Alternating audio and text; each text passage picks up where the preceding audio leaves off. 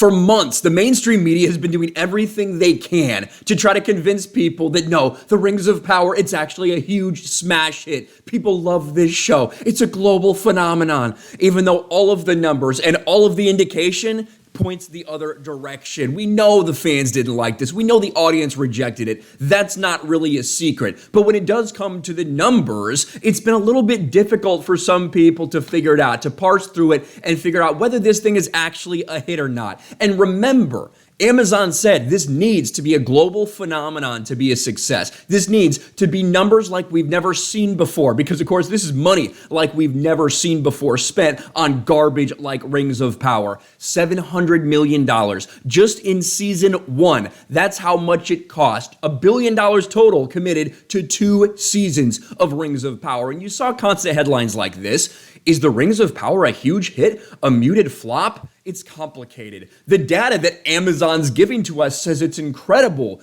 but no one seems to really be talking about it with that much enthusiasm. Weird how that works, isn't it? And of course, we've seen the actual numbers come out, and since the beginning, a very underwhelming premiere for Rings of Power. Wasn't even the top thing in Amazon's history at 1.2 billion minutes watched, but as weeks have gone by, as time has passed, it's gone down and down and down as they've come out with more episodes, and it should be increasing like we've seen for a show like House of the Dragon.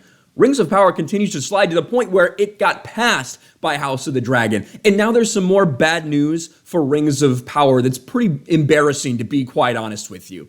Rings of Power dethroned as #1 Amazon Prime show by new series.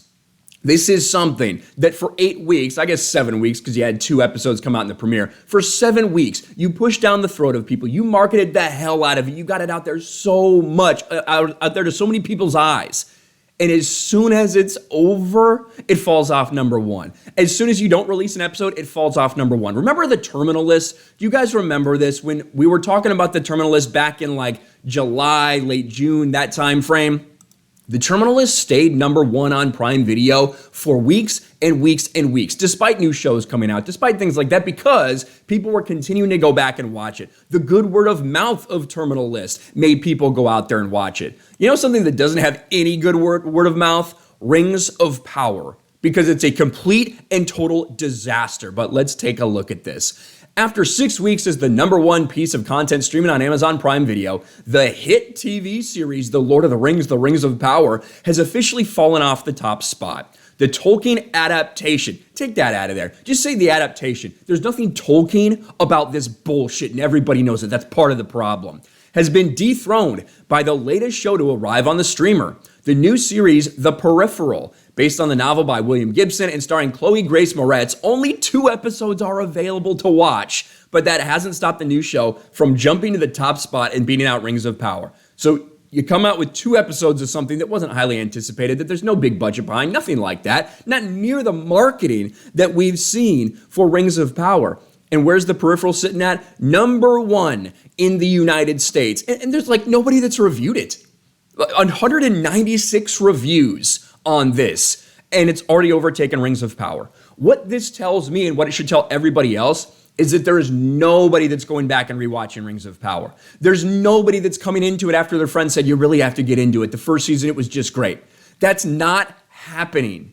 And for that to be the case, for that to be the reality for Amazon, for them to have spent $700 million simply to get made fun of for 7 weeks straight, and then as soon as they're done, nobody watches it because they checked in, they tuned in, and they were like, wow, this is trash, this is garbage.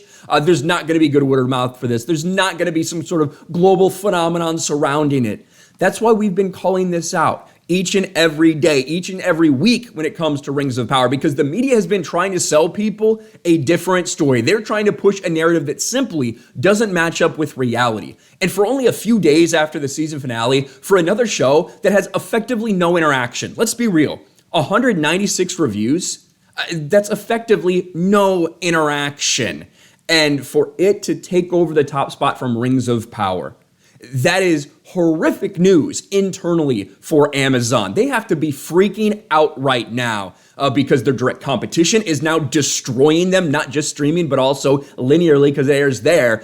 And now they can't even keep any momentum whatsoever. Another tale of failure from the trash fire, the dumpster fire, the disaster known as Rings of Power. Let me know what you think in the comments below. Smash a like button, subscribe to the channel, ring the bell for notifications, share this video out there, and I'll talk to you later. Thanks for watching, everyone, and a huge shout out to my patrons. I appreciate you guys so much. Want to follow me on Twitter or Instagram? Check out the description below.